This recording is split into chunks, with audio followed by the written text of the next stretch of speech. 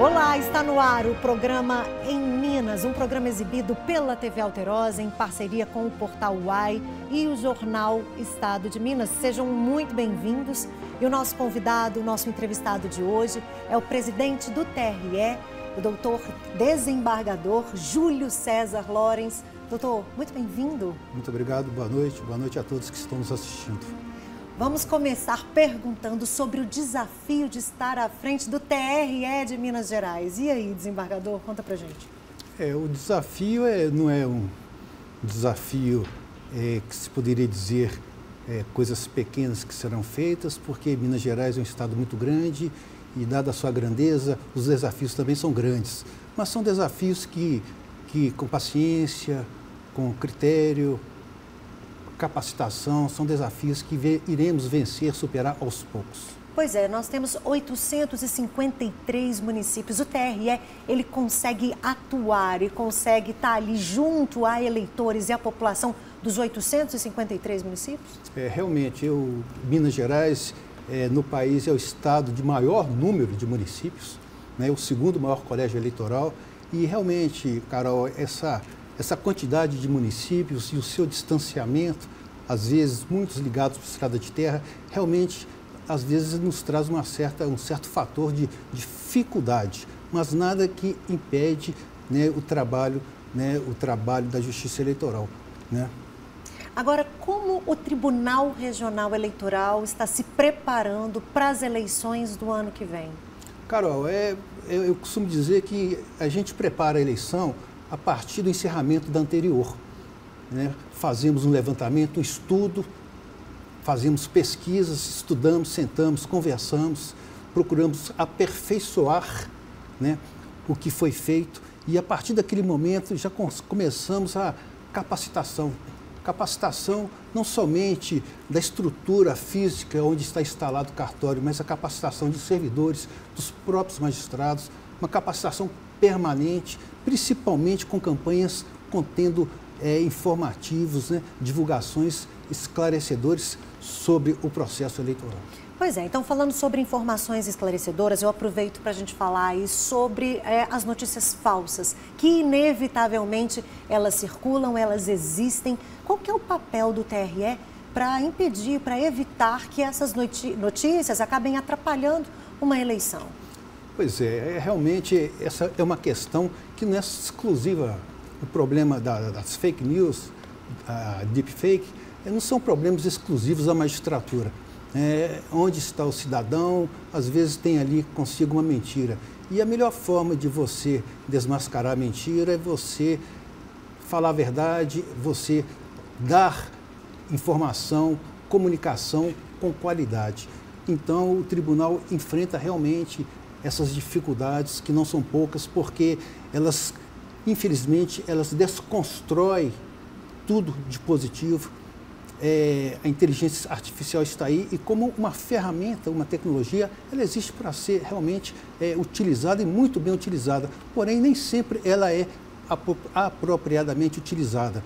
Ela costuma deturpar as informações e com isso causa um mal muito grande, que é influenciar na vontade do eleitor.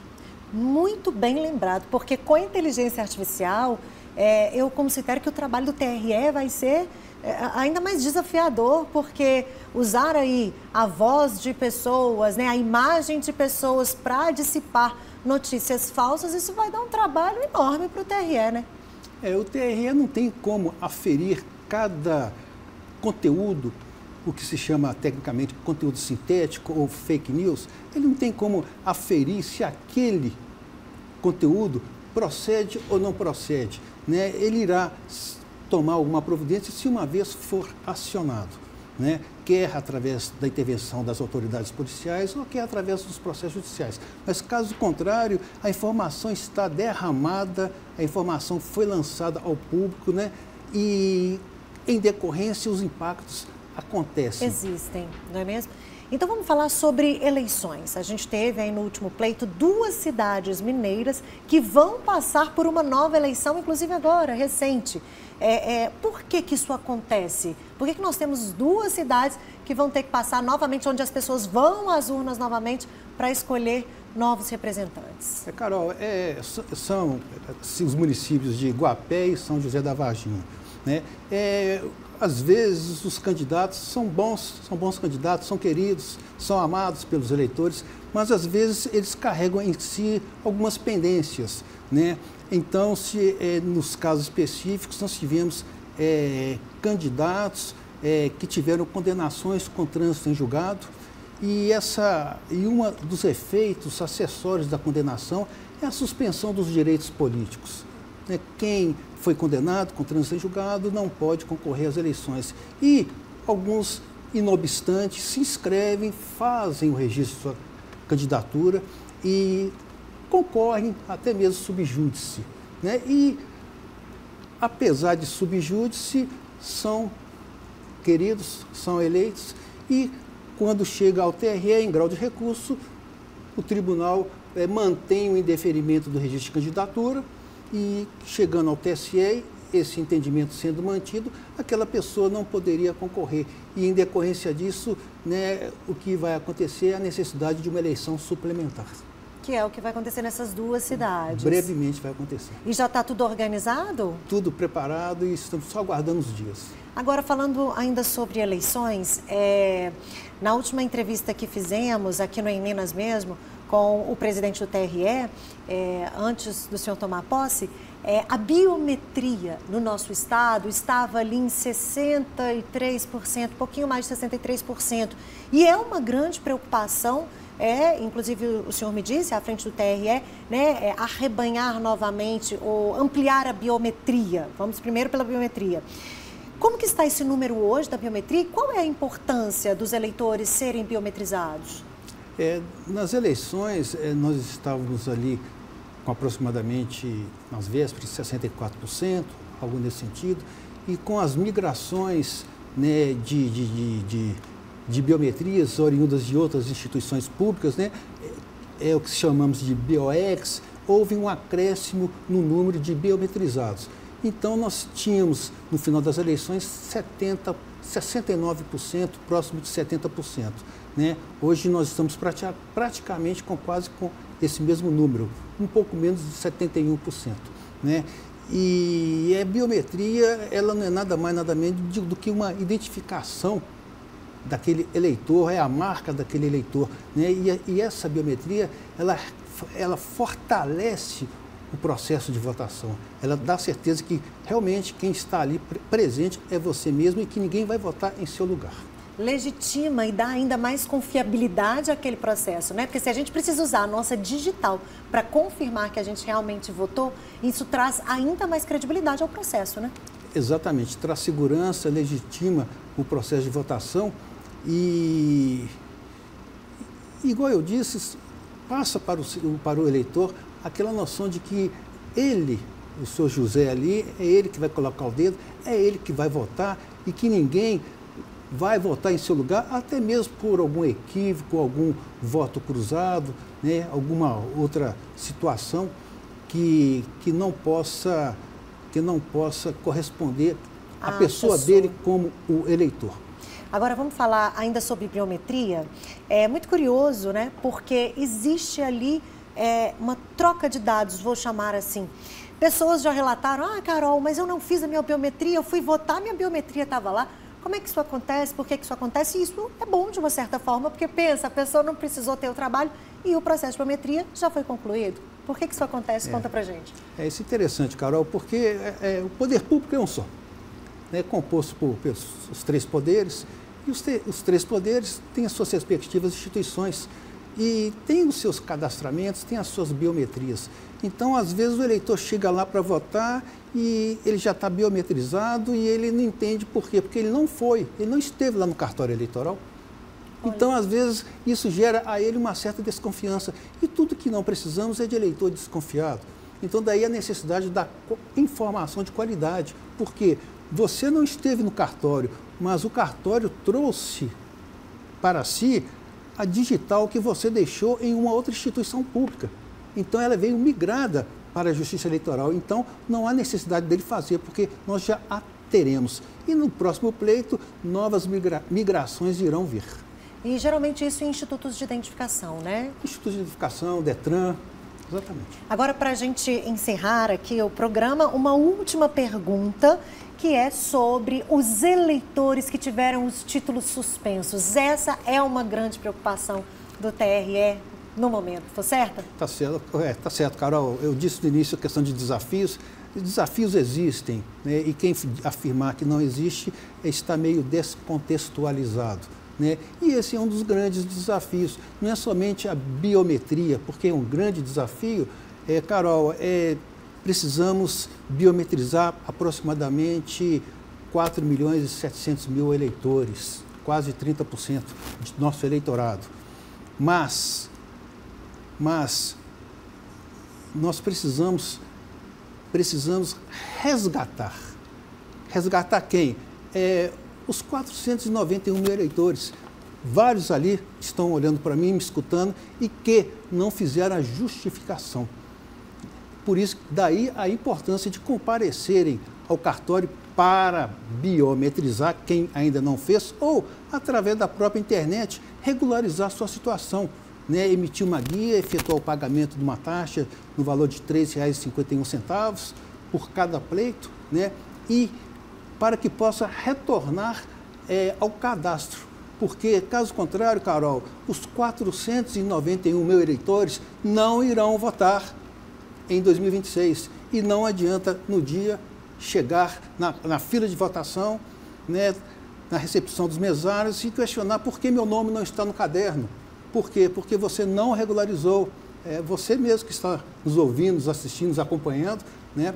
Inclusive, até te pergunto se você já fez a sua biometria. Já está em dia. Ah, ótimo. A gente tem que dar exemplo, né? Então, é importante você, eleitor, regularizar a sua situação, porque você é importante no processo eleitoral. Não tem como realizar eleição, não tem como praticar cidadania sem que você colabore. Você é um protagonista, você é uma peça principal, porque o seu voto faz a diferença. E é muito simples de fazer, gente. O Em Minas termina aqui, mas se você quer continuar acompanhando o nosso bate-papo, a gente segue agora para o YouTube do Portal UAI. Portal UAI, youtube.com/Portal UAI. Lembrando, a íntegra da nossa entrevista você confere amanhã no Jornal Estado de Minas. O Em Minas de hoje recebeu o desembargador Júlio César Lorenz, presidente do Tribunal Regional Eleitoral de Minas Gerais. Muito obrigada. Estamos à disposição. E a gente segue agora para o YouTube, viu? E a gente espera vocês.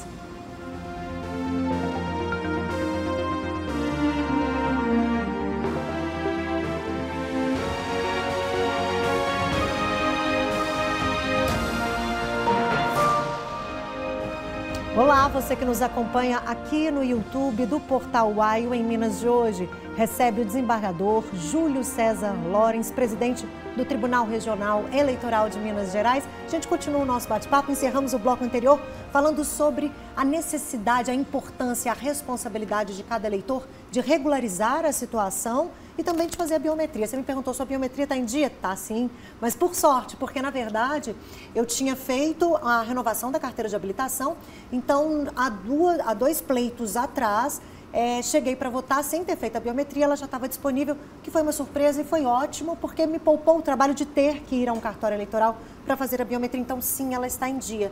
Mas as pessoas que não o fizeram têm que procurar, então, um cartório eleitoral. E agora eu devolvo a pergunta sobre a regularização do título de eleitor. Porque, além da pessoa não poder votar na próxima eleição, ela sofre uma série de sanções, não podendo participar aí de concursos públicos, certo? Perfeitamente. O eleitor em situação irregular, ele tem, né, alguns direitos restritos, como você citou, né, a possibilidade de participação em concurso. Então, o ideal para esse eleitor é regularizar a sua situação, não deixar nada pendente. E lembrando, é fácil fazer sobre a regularização, né? Carol, é muito fácil. O eleitor não faz se realmente, sabe, é importante que ele entenda que, como uma peça, um protagonista, uma peça importante no processo eleitoral, ele contribui, né, da forma dele, da força do voto dele para as soluções do país. Portanto, é importante que ele esteja em dia com a Justiça Eleitoral, porque se ele não estiver, ele não tem como se manifestar, e ele se manifesta através do voto. Então é importante que ele regularize. Isso ele pode fazer dentro da própria casa dele. E não há necessidade de ir ao cartório. Não há. Né? Pedimos até que não vá para evitar uma aglomeração. Né? Ele pode resolver todas essas questões, salvo a biometria, todas essas questões pela internet. Só solicitar, entrar na página, emitir ali a guia para o pagamento da multa, que ele já disse, um valor pequenininho, para ficar tudo em dia e eles poderem voltar a votar também, né? O 1351, que eu havia me referido, é por pleito, né? Se ele faltou dois, são dois. São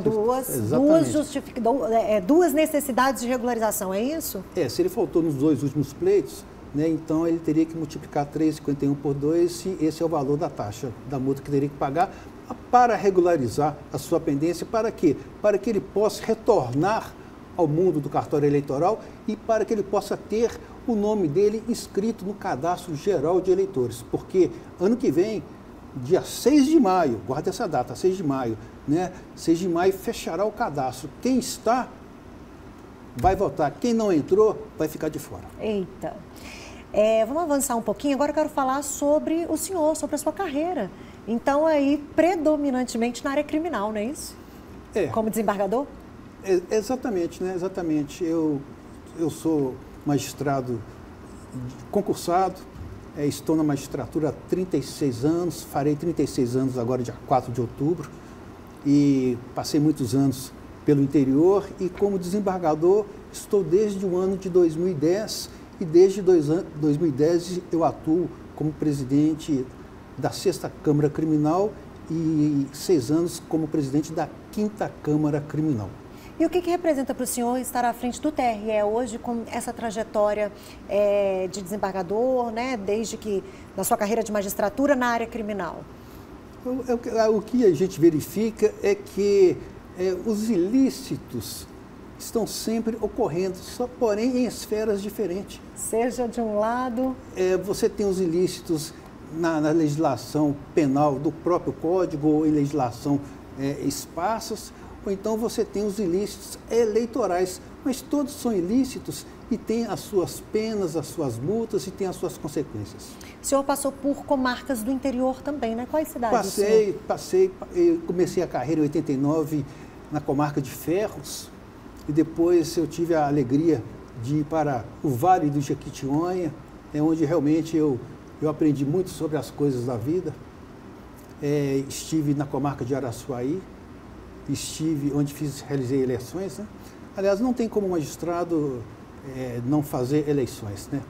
E estive em Novo Cruzeiro, né? E interessante que em Novo Cruzeiro, certa ocasião eu precisei fazer um contato com o Tribunal de Justiça e eu procurei onde estava o telefone e não tinha telefone no fórum.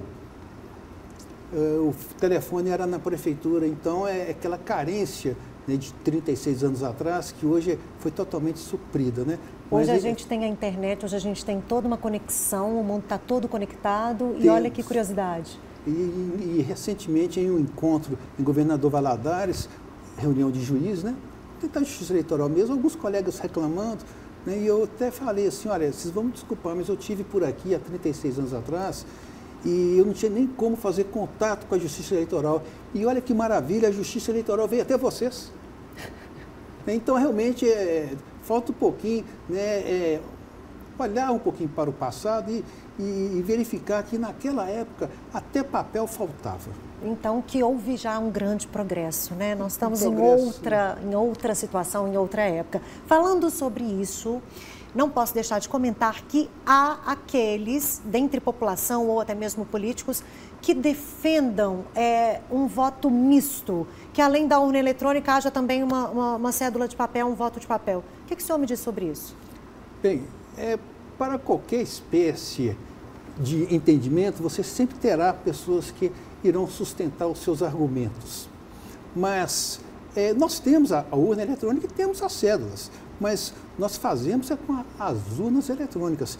Se por algum motivo ela der problema, nós temos a urna de contingência, nós temos a substituta. Se no pior das hipóteses tiver algum outro problema, aí realmente teremos que recorrer, né, à antiga urna de lona, né, da cédula. Mas isso é uma questão já ultrapassada, não praticada, e que, né, quando há necessidade, nós fazemos a substituição. E no Brasil, o Brasil é o único país que nós temos ciência que a eleição é toda feita através de urna eletrônica. Então, falar sobre voto de papel para o senhor é considerado aí até um retrocesso mediante um avanço tão grande, é isso? Diante do contexto, né, do momento que a gente vivencia, nós temos ela a título de excesso de zelo, segurança, mas ela realmente, né, não é praticada. E sobre a questão das urnas eletrônicas também, principalmente devido à polarização política que a gente vive, né, isso não só no Brasil, vira e mexe levanta-se questionamentos sobre a segurança da urna eletrônica. E a urna já foi dito, né, e redito que ela tem uma segurança altíssima. Né? Carol, inclusive, eu não tenho ultimamente mais visto, ouvido questões dessa natureza, porque até quem questionava parou de questionar. Né? A segurança, a integridade da urna é tamanha que faltam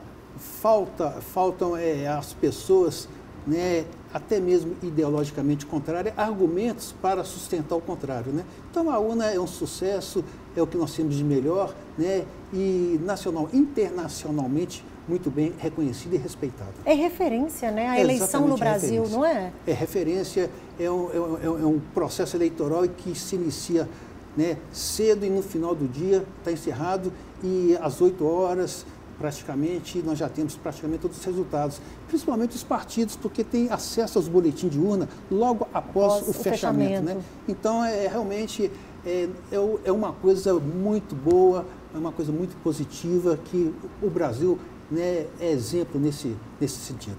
Antes de nós entrarmos umas perguntinhas aqui um pouquinho mais pessoais e nós vamos entrar, doutor, o que o senhor me diz sobre os preparativos, então, para as eleições do ano que vem, para a gente encerrar esse assunto aí, TRE e eleições 2026 e o trabalho que já está sendo feito? Carol, igual eu disse para você, os preparativos iniciam após o encerramento do último pleito. Nós fazemos como se fosse um reagrupamento, vamos reunir, vamos fazer um estudo, uma pesquisa de como desenvolveu o processo eleitoral, onde podemos aperfeiçoar e, a partir dali, já começamos a voltar os olhos para 2026. Como? Capacitando magistrados, e são capacitações permanentes, são cursos que são oferecidos, capacitação de servidores e principalmente de mesários. E para o ano que vem, né, nós queremos trabalhar com muita força essa questão da capacitação do mesário, porque ele tem que estar muito bem preparado para receber o cliente ali, que é o eleitor. Né? Porque qualquer insegurança da parte dele provoca uma lentidão na fila. Sim. E tudo que não queremos é lentidão. Não fazemos oposição às filas, gostamos de fila, até porque na fila você tem a oportunidade de conhecer as pessoas, desenvolver um assunto, mas queremos aquela fila que você possa chegar ao seu destino antes de concluir a conversa. Ótimo. E o mesário preparado, ele dá agilidade a esse processo. Exatamente. Então, o que nós queremos, e isso é uma das minhas ideias, meus projetos, é uma forte preparação a esses operadores, a esses atores do processo eleitoral, para que eles realmente dominem o que estão fazendo. Né? Os novatos vão conhecer pessoalmente a urna, vão ver, vão mexer, vão conhecer novamente, até cansar, porque no dia da eleição eles estarão conhecendo mais a urna do que a si próprio. Ótimo. Vamos mudar um pouquinho de assunto? Fiquei sabendo que gosta de uma atividade física, o desembargador, gente, corredor também, ciclista. Conta pra gente. Carol, é um hobby? Você faz com que frequência? Conta pra gente. Carol, a gente tem que partir primeiro do pressuposto de que a atividade física ela é imprescindível, ela é necessária, ela nos torna, né, mais vivos, vamos falar assim, com mais disposição. E eu gosto do ciclismo, ontem estive em Esmeraldas e participo também de corridas de rua. Domingo que vem, você já está convidada, teremos 250 anos da Polícia Militar. E eu aproveito para mandar um abraço para o Coronel Carlos Frederico. Opa, um abraço, Coronel. E teremos a corrida, então estamos sempre nos envolvendo com a atividade física. Ela, para mim, né, ela me rejuvenesce e me deixa mais em condições para o trabalho. Né? São quantos quilômetros que você corre normalmente? Não, a minha atividade física, ela gira em torno de uma atividade prazerosa e não profissional. Mas eu estou querendo saber se vai nos 10 ou vai nos 5. Não, eu vou no 7. Ah, meio do caminho está ótimo. Porque eu gosto de fazer 5 e depois, na verdade, eu me inscrevo para a corrida e para a caminhada. Aí eu faço o dos 5 e quando retorno, em vez de caminhar, eu continuo mais um pouquinho, faço o de 2, aí completo o 7. 7 quilômetros, está ótimo. Preparando para o 10. Mas para pedalar, pedala aí quantos quilômetros que eu vi falando que foi a Esmeraldas, ou seja, saiu de BH, foi com a turma do pedal até Esmeraldas, é isso mesmo? Não, não é bem assim não. O que eu faço é o seguinte, às vezes, né, a minha família até não gosta, às vezes eu saio para poder almoçar em Sete Lagoas e às vezes eu vou pedalando. Gente, mas aí tem um risco também, hein, desembargador? Vamos lá, mas... risco tem. Mas é uma paixão, é um hobby, né? Mas são 2 tipos de pedais. Eu gosto daquele pedal longo. Eu gosto daquele pedal que eu faço mais de 100 quilômetros. Esse realmente me realiza. Era isso que eu queria saber, gente. Às vezes eu faço 130, 140 quilômetros. Esse pedal que realmente eu gosto. Pode dizer que é por prazer e que é por hobby, mas tá praticamente um atleta. Não, eu digo que eu não sou atleta, não, eu digo que eu tenho vontade e determinação. Eu foco naquilo e falo, eu tenho que fazer e faço. E assim vai ser também à frente do TRE? Já está sendo, assim já está sendo.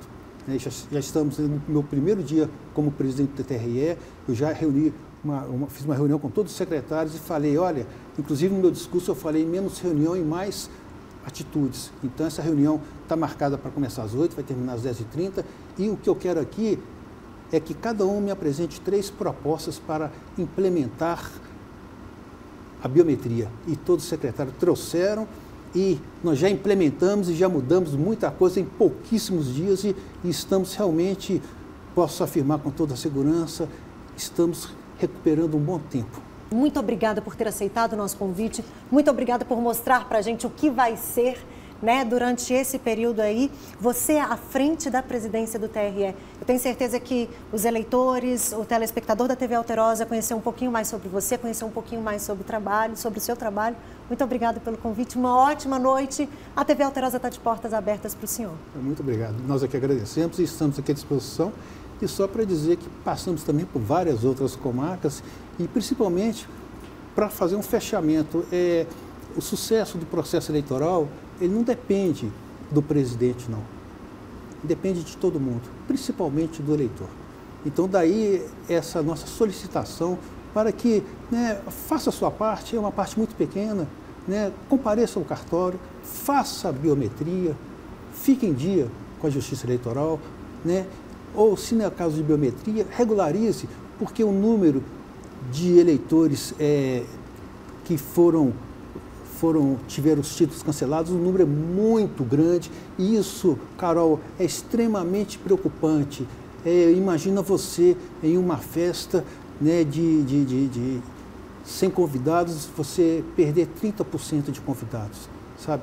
É um número muito grande. É uma quebra significativa, exatamente, né? Tratando-se da biometria, é uma perda muito grande e que Minas Gerais, pela sua grandeza, merece números grandes. Nós devemos isso aí ao TSE. Ok, recado dado, gente. Que bate-papo mais prazeroso. Muito obrigada. Uma ótima noite para o senhor. O Em Minas de hoje fica por aqui. Lembrando, a cobertura completa dessa nossa entrevista você confere no jornal Estado de Minas de amanhã. Obrigada, pessoal. Ótima noite e até semana que vem.